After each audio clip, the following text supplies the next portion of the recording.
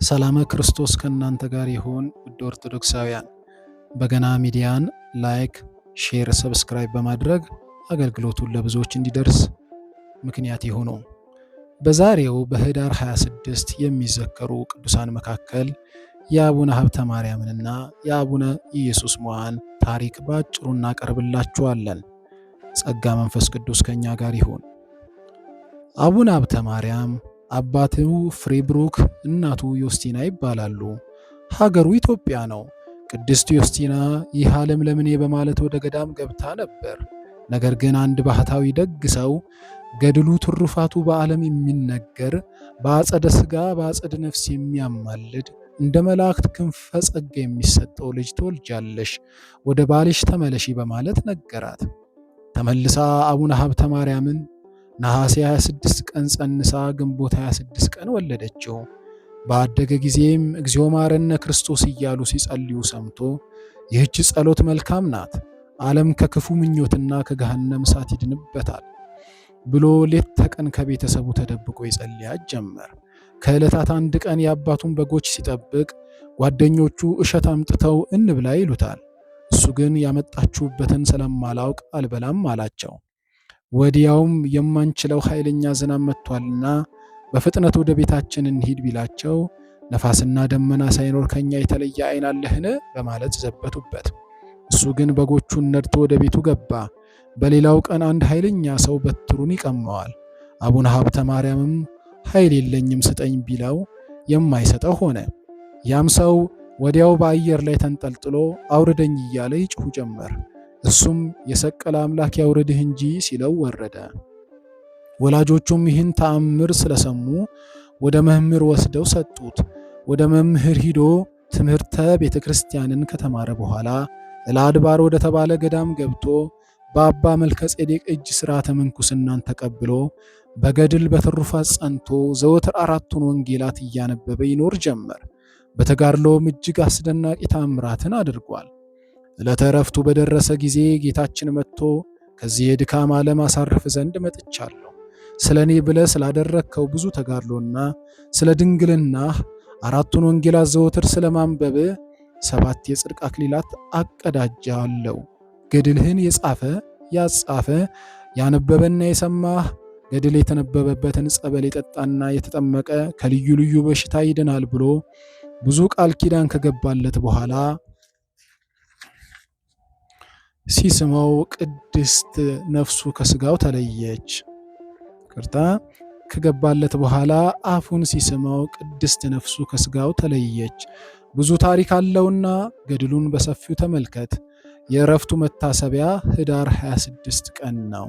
የአቡነ ሀብተ ማርያምን ታሪክ ባጭሩ ስናጠቃልለው አቡነ ሀብተ ማርያም በብስራተ መልአክ መወለዱ፣ ገባሬ ተአምር መሆኑ፣ ገድሉ ትሩፋቱ ዘወትር ወንጌልን ማንበቡ፣ ከፈጣሪው ቃል ኪዳን መቀበሉ ወዘተ ሁሉ ይነገርለታል።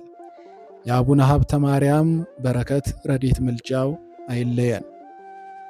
ህዳር 26 ከሚዘከሩ መነኮሳት መካከል አቡነ ኢየሱስ ሞዐም ይገኛሉ። አቡነ ኢየሱስ ሞዐ ሀገሩ ኢትዮጵያ ሲሆን የተወለደውም በጎንደር ክፍለ ሀገር በጎርጎራ ውስጥ ዳህና ገብርኤል በተባለ ስፍራ ነው። አባቱ ዘክርስቶስ እናቱ እግዚ ክብራ ይባላሉ። ዘክርስቶስና እግዚ ክብራ ልጅ አጥተው ሲኖሩ የሥላሴን የእመቤታችንን የቅዱሳን መላእክትና የጻድቃንን ሰማዕታት መታሰቢያ እያደረጉ በጾም በጸሎትና በምጽዋት ሲማጸኑ ቅዱስ ገብርኤል ተገልጾ ጸሎታችሁ ተሰምቷል ብሎ አበሰራቸው። ከዚህ በኋላ አቡነ ኢየሱስ ሞዐ በዕለተ ሰኑይ ነሐሴ 26 ተጸንሶ በነአኩቶ ለአብ ዘመነ መንግሥት በዕለተ ረቡዕ ግንቦት 26 ተወለደ። በተከታታይም ገብረ ጽዮንና ስቡሃ አምላክ የተባሉ ልጆችን ወልደዋል። አቡነ ኢየሱስ ሞዐ ዕድሜው ለትምህርት ሲደርስ ቅዱሳት መጻሕፍትን በሚገባ ተማረ። የዚህን ዓለም መጥፋቱን እያሰበ ነፍሱን በመምከር ለ30 ዓመት ንጽሕናውን ጠብቆ በእናት አባቱ ቤት ሲኖር ቅዱስ ገብርኤል ተገልጾ 3 ጊዜ ጠራውና ከአባት ቤት ወጥተህ ወደ ደብረ ዳሞ ሂድ አለው። እሱም የደብረ ዳሞ 7ኛው መምህር ወደ ሆነው ወደ አባ ዮሐኒ ሄደ። በዚህም ይምጻ ምህረት ከሚባል ሰው ጋር ተገናኝቶ ወደ አባ ዮሐኒ ያቀረበውና ለመመንኮስ መፈለጉን ነገረው። እሱም ከመነኮሳት ጋር ጨምሮ በጾም በጸሎት በተግባረ ዕድ ፈተነው። በገዳሙም ስርዓተ ጸሎትና ስርዓተ ጽሕፈትም መንፈሳዊ ተግባራትን ተምሯል። በገዳሙም ለመፍቅደ ደብር ከቦታ ቦታ እየተዘዋወረ ለ7 ዓመት አገልግሏል። በዚህም ሰይጣናትን ድል በመንሳት በገድልና በትሩፋት ጸንቶ ኖሯል። በተጋድሎም ከእሁድና ከቅዳሜ በስተቀር ከሰኞ እስከ ዓርብ ይጾም ነበር። ሲጸልይም ከምድር 1 ክንድ ያህል ከፍ ከፍ ይል ነበር።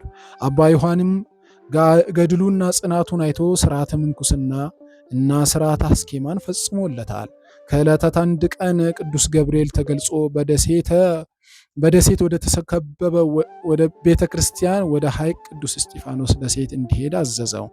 ከዚያም መምህሩን አባ ዮሐኒን ተሰናብቶ ወደ ሐይቅ በመሄድ ከደሴቱ ውጪ ለ6 ወር በጾምና በጸሎት ተወስኖ የብርሃናተ ዓለም ጴጥሮስ ጳውሎስን ቤተ ክርስቲያንን እያገለገለ ከቆየ በኋላ ሄራ አምላክ የተባለ ሰው ወደ ሐይቅ ቅዱስ እስጢፋኖስ ቤተ ክርስቲያን አስገብቶት በቅዳሴና በሰዓታት እያገለገለ ተቀመጠ።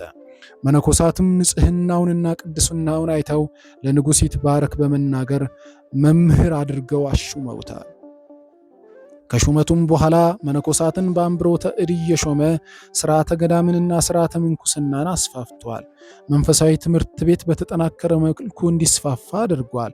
በገዳሙም ለ50 ዓመት ለስጋው እረፍትን ሳይሻ በጽኑ ተጋድሎ ኑሯል።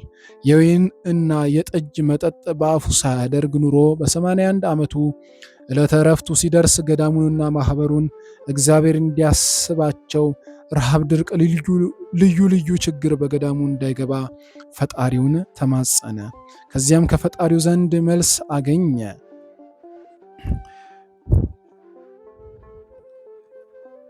የእህል በረከትም በውስጡ አይታጣም። የኢየሱስ ሞዐ አምላክ ሆይ ብሎ በስምህ ከችግር እና ከጥፋት አድነኝ፣ የዓመት ልብሴን የዕለት ጉርሴን ስጠኝ ብሎ ለሚለምንም የዕለት ጉርሱን የዓመት ልብሱን እሰጠዋለሁ የሚል ቃል ከሰማይ ሰማ። ከዚያም ጌታችን ኢየሱስ ክርስቶስ ተገልጾ ስምህን የጠራ መታሰቢያህንም ያደረገ በገዳምህ የተቀበረና በአማላጅነት የተማጸነ ሁሉ ከሰማያዊ አባቴ ዘንድ ዋጋውን ያገኛል፣ ቦታውም ከአንተ ጋር ይሆናል። መጽሐፈ ገድልህን የጻፈ ያጻፈ ያነበበውን እና የተረጎመውን ቃላቱንም የሰማውን ሁሉ በሕይወት መጽሐፍ ስሙን እጽፈዋለሁ ሲል ቃል ኪዳን ሰጠው። ከዚያም ማኅበሩን ባርኮ በ1487 ዓመተ ምህረት ኅዳር 26 ቀን በዕለተ እሁድ አረፈ። የአባ ኢየሱስ ሞዐ ታሪኩ ባጭሩ ሲቀመጥ አቡነ ኢየሱስ ሞዐ በቅዱስ ገብርኤል አብሳሪነት ተወልዶ ወደ ደብረ ዳሞና ሐይቅ መሄዱ፣ በጾም በጸሎት በንጽሕና መኖሩ፣ ትምህርት ቤትን ስርዓተ ገዳም እና ስርዓተ ምንኩስናን ማስፋፋቱ፣ ቃል ኪዳን መቀበሉ ይነገርለታል። የእረፍቱ መታሰቢያ ኅዳር 26 ቀን ነው። ውድ ኦርቶዶክሳውያን ያ አቡነ ኢየሱስ ሞዐ በረከት እንዲሁም ደግሞ የአቡነ ሀብተ ማርያም ምልጃ አይለየን። በገና ሚዲያን ላይክ፣ ሼር፣ ሰብስክራይብ በማድረግ አገልግሎቱ ለሌሎችም እንዲደርስ ምክንያት የሆኑ ሰላመ ክርስቶስ ከእናንተ ጋር ይሆን። ሀገራችንን እግዚአብሔር ይጠብቃት።